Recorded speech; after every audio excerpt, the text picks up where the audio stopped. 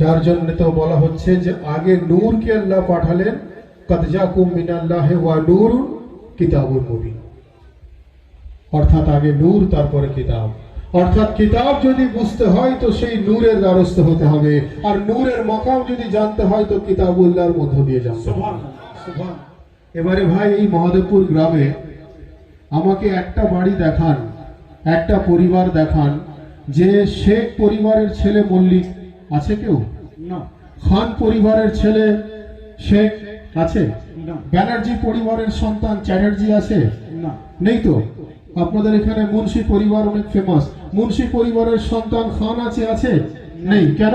তার কারণ হচ্ছে যে পরিবারের আওলাদ তো সেই পরিবারের নসল থেকেই হবে, যেই পরিবারের বংশ সেই পরিবার থেকেই হবে।